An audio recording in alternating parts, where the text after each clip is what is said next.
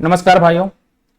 आज हमारा समीक्षा अधिकारी आरओ की जो घटना चक्र सीरीज में ये सेकंड टॉपिक है। कुछ अड़चने आ गई थी इसलिए क्लास स्टार्ट नहीं हो पा रहा था, तो चलिए शुरू करते हैं।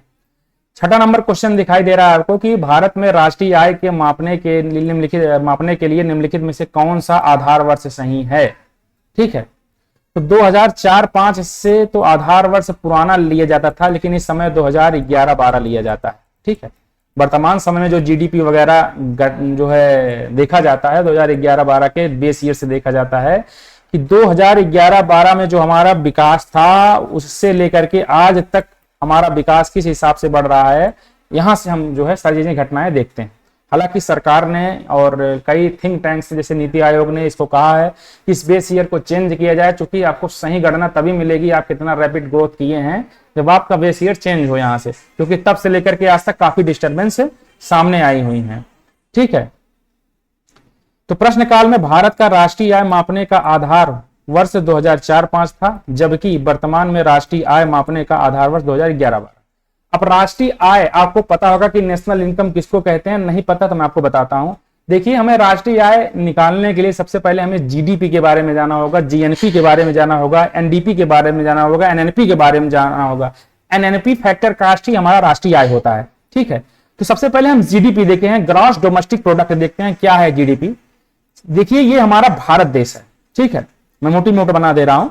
भारत देश में जो कंपनियां आपके यहां कार्य कर रही हैं, चाहे ये विदेशी हो चाहे भारत की हो, ठीक है, ये भारत के जीडीपी में काउंट होगी, ये भारत के जीडीपी में काउंट होंगी। सबसे पहली चीज जान लीजिए, चाहे विदेशी हो चाहे भारतीय हो, इनका काउंटेशन जो होगा वो भारत में होगा।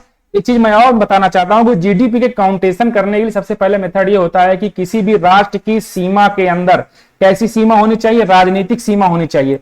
राजनीतिक सीमा बोले तो जो आपका यहां से कहां पे खुला हुआ है, उच्चायुक्त कार्यालय खुला है, तो वो भी आपकी राजनीतिक सीमा में अंतर्गत आता है।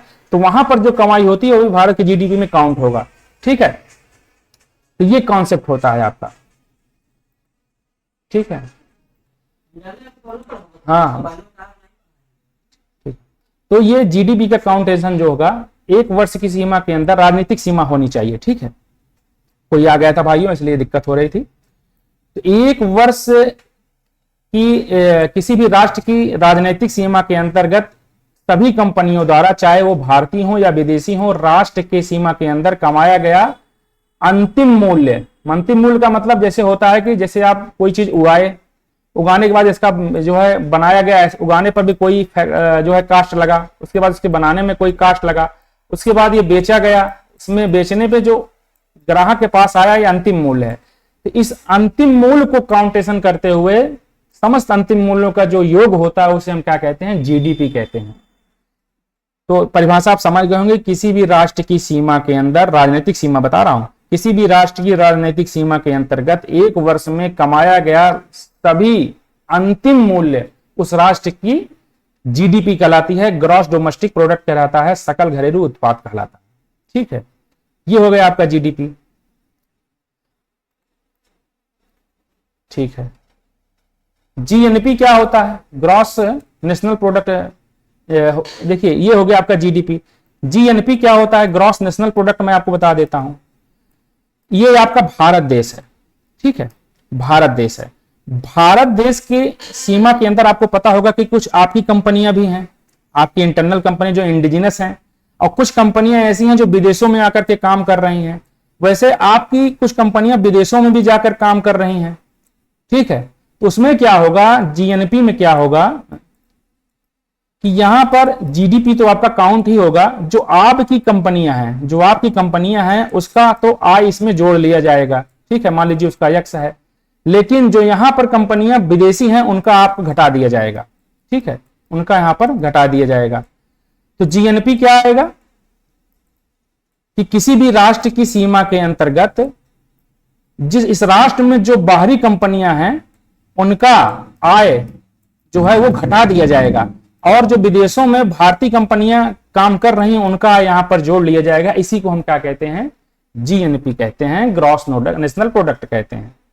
ठीक है, अब जीडीपी से, जीएनपी से अगर डिप्रिसिएशन आप घटा देंगे, मूल्य ह्रास घटा देंगे, तो आपका क्या होगा, जीएनपी इज इक्वल टू क्या होता है, यहां पर जो आपकी जीडीपी तो होगा ही होगा, प्लस जो आपकी कंपनियां यहां कमा रही हैं उसका होगा, जो भारत से बाहरी कंपनियां उनका माइनस होगा, और यहां डिप्रिसिएशन घिसावट इसे कहते हैं। भाई आप कोई कंपनी लगा रहे हो तो साल भर में उसमें कुछ घिसावट भी तो आएगी, सामान खराब होंगे, कोई भी बीमार होगा उसको आपको बोनस वगैरह देना होगा, कुछ भी कंडीशंस होते हैं ना, तो वहां पर आपका ये डेप्रिसिएशन जो होगा, मूल्य ह्रास माइनस किया जाएगा। इसी को हम कहते हैं एनएनपी फैक्टर कास्ट, और यही हमारा जो होता है वो क्या होता है, राष्ट्रीय आय होता है, भारत का शुद्ध राष्ट्रीय आय यही होता है।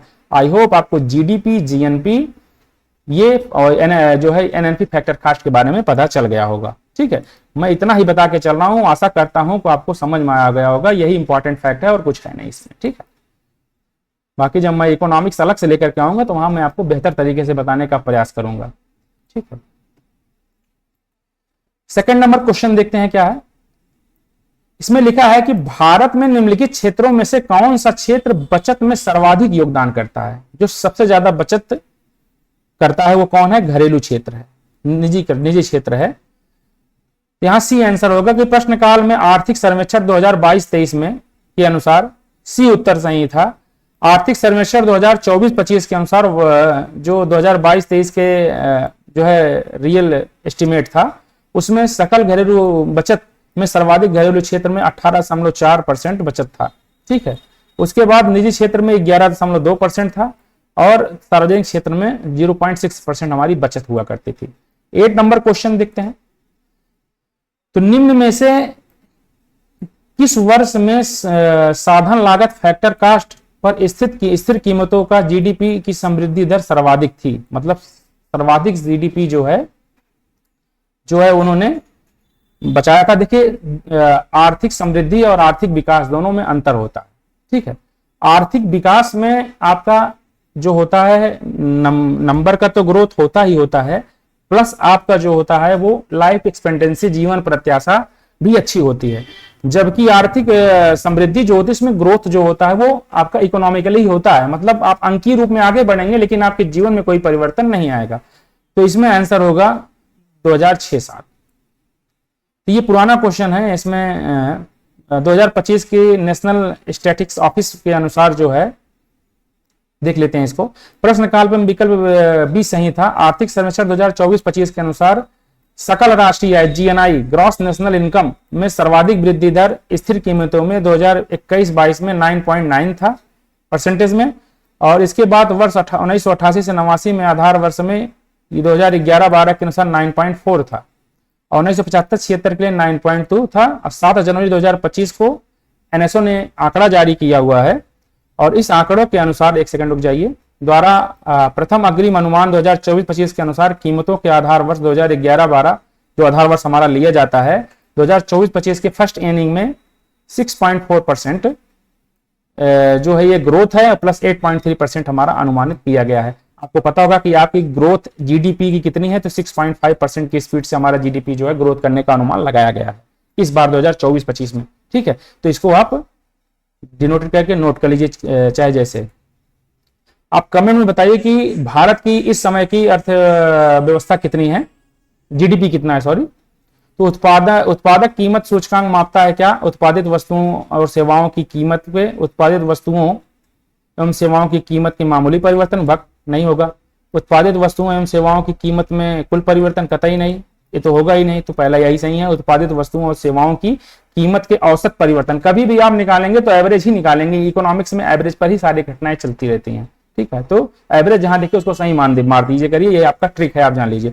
उत्पादक कीमत सूचकांक प्रोड्यूसर प्राइस इंडेक्स पीपीआई के एक समयावधि की उत्पादित वस्तुओं और सेवाओं की कीमतों के औसत परिवर्तन को मापा जाता है। ठीक है, तो ये हमारा देखिए सतत विकास या आर्थिक विकास है। सस्टेनेबल डेवलपमेंट गोल किसे कहा जाता है, सस्टेनेबल डेवलपमेंट गोल एसडीजी उसको कहा जाता है कि आप वर्तमान जरूरतों की पूर्ति के साथ साथ, सपोज डेट आप एक आम का पेड़ लगाए हुए हैं, तो आम का पेड़ आप उस हिसाब से खाइए, उसका दोहन करिए कि आप तो खाइए उस आम का पेड़, आपकी भविष्य की पीढ़ी भी उसको आकर के खा ले। नहीं तो पता लगा कि आप इतना इसका दोहन कर लिए, इसमें इतना पेस्टिसाइड डाल दिए कि आप ज्यादा से ज्यादा ये फल दिया, उसके बाद पेड़ खत्म होकर के मर गया। ठीक है, तो आप किसी भी संसाधन का प्रयोग इस हिसाब से करिए कि आप तो इसका समुचित उपयोग करिए ही सही ढंग से, आपकी आने वाली पीढ़ियां भी इसका उपयोग करें। इसी घटना को हम सस्टेनेबल डेवलपमेंट गोल कहते हैं, सतत विकास कहते हैं। ठीक है, तो ये राष्ट्रीय आय और ऊंची वृद्धि दर को समावेशित विकास बढ़ाने की आशा नहीं की जा सकती है, तो यही है। ठीक है भाई, समावेशित विकास में बढ़ने की आशा नहीं होती है, तो यही है, राष्ट्रीय आय नहीं बढ़ेगा। चूंकि आप भाई वहां पर सोच समझ के काम करोगे कि हम इतना अगर खर्च करेंगे, हम बहुत ज्यादा इसमें जीडीपी अपना जीएनपी बढ़ाने का प्रयास करेंगे, तो यहाँ पर जो प्राकृतिक संसाधन है उसका दोहन होने लगेगा। तो हम इस हिसाब से चलेंगे जिससे कि ये घटनाएं ना हो, इससे हमारी राष्ट्रीय आय और ऊंची वृद्धि दर नहीं हो पाएगी, ये प्रश्न कह रहा है। इसमें व्याख्या है, समावेशी विकास या इंक्लूसिव ग्रोथ समग्रता के साथ प्रगति की बहुआयामी अवधारणा है। इसमें बुनियादी सुविधाओं की सुधार के साथ साथ स्वास्थ्य और रोजगार को बेहतर अवसरों के उपलब्धता परिलक्षित होती है। इसके साथ गरीबी को कम किया जाना और इसका प्रमुख आयाम केवल राष्ट्रीय आय की ऊंची वृद्धि दर से समेकित विकास को बढ़ाने की आशा नहीं की जा सकती है। ठीक है, अब इसमें एक चीज हम यहां पर देख लेते हैं। यहां पर एक टॉपिक्स है, ऐसी अर्थव्यवस्था जिनमें सार्वजनिक क्षेत्र के साथ साथ निजी क्षेत्र विद्यमान होते हैं उन्हें मिश्रित अर्थव्यवस्था कहते हैं। भारतीय अर्थव्यवस्था मिश्रित अर्थव्यवस्था का एक प्रमुख उदाहरण है, सही बात है। चाइनीज अर्थव्यवस्था किस प्रकार की अर्थव्यवस्था है? तो चाइनीज अर्थव्यवस्था एक पूंजीवादी अर्थव्यवस्था है, इसको आप जान लीजिए, वो समाजवादी अर्थव्यवस्था नहीं है। उद्योग की प्राधान्यता विकसित अर्थव्यवस्था का प्रमुख लक्षण है। उद्योग जो होगा वहां पर अगर ज्यादा पैसा कमाएगा तो वो एक विकसित अर्थव्यवस्था है। और जहां प्राथमिक सेक्टर जैसे कि एग्रीकल्चर जहां आगे ज्यादा कमाई, उससे हम क्या कहेंगे? विकासशील देश कहेंगे। ठीक है, ऑपरेशन फ्लड सेकंड दुग्ध आपूर्ति से संबंधित है, सही बात है, वर्गीस कुरियन के नेतृत्व में। आर्थिक समीक्षा को तैयार करने तथा प्रकाशित करने का दायित्व वित्त मंत्रालय के पास होता है। भारतीय अर्थव्यवस्था के उदारीकरण का अग्रदूत पायनियर डॉक्टर मनमोहन सिंह को माना जाता है। भाई एलपीजी रिफॉर्मेशन इसी के समय, इन्हीं के समय में आया था। ठीक है, विश्व मौसम विज्ञान संगठन का मुख्यालय जिनेवा है, स्विट्जरलैंड में है। सबसे पहले चलती फिरती एटीएम को भारतीय स्टेट बैंक ने स्टार्ट किया था।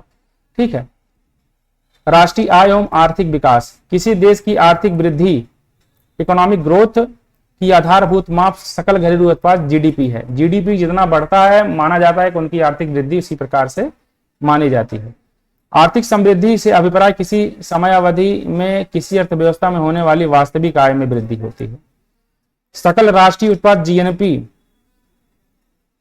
ठीक है, किसी देश के नागरिकों द्वारा देश के भीतर या बाहर एक वर्ष में उत्पादित सभी अंतिम वस्तुओं एवं सेवाओं का कुल मौद्रिक मूल्य, जिसमें पूंजी ह्रास डेप्रिसिएशन के घटाने से शुद्ध राष्ट्रीय आय एनएनपी हो जाता है। मैंने वही आपको बताया था ऊपर, वही है। जीएनपी में से क्या करेंगे कि जीएनपी होगा, उसमें से आप क्या करेंगे? माइनस कर देंगे यहाँ जो कंपनियां कमा रही हैं, उसके बाद यहाँ से जो बाहर की कंपनियां जो है कमा रही हैं उसको माइनस करेंगे, जो वहां की कंपनियां अपनी कंपनियां भारत से बाहर कमा रही हैं उनको जोड़ लेंगे और डेप्रिसिएशन घटा देंगे, वहां पे आपका एनएनपी आ जाएगा, शुद्ध राष्ट्रीय आय आ जाएगा। ठीक है, किसी देश की आर्थिक वृद्धि को की सर्वाधिक उपयुक्त माप शुद्ध राष्ट्रीय आय एनएनपी फैक्टर कास्ट होती है। उपयुक्त राष्ट्रीय आय से आशय किसी अर्थव्यवस्था के एक विशेष समयावधि, साधारणतः एक वर्ष में उत्पादित समस्त अंतिम वस्तुओं और सेवाओं का कुल मौद्रिक मूल्य होता है। ठीक है, भारतीय अर्थव्यवस्था में प्रति व्यक्ति आय में धीमी वृद्धि दो कारणों से है। एक उच्च पूंजी उत्पादन रेशियो, कैपिटल आउटपुट रेशियो, तथा जनसंख्या वृद्धि सबसे बड़ा कारण है यहाँ की भारतीय अर्थव्यवस्था की प्रति व्यक्ति आय की धीमी वृद्धि के कारण। ठीक है, तो बस आज के लिए इतना ही। कल हम फिर अगली क्लास स्टार्ट करेंगे, तो कैसे लगी क्लास आप बताइएगा, फीडबैक दीजिएगा। नमस्कार।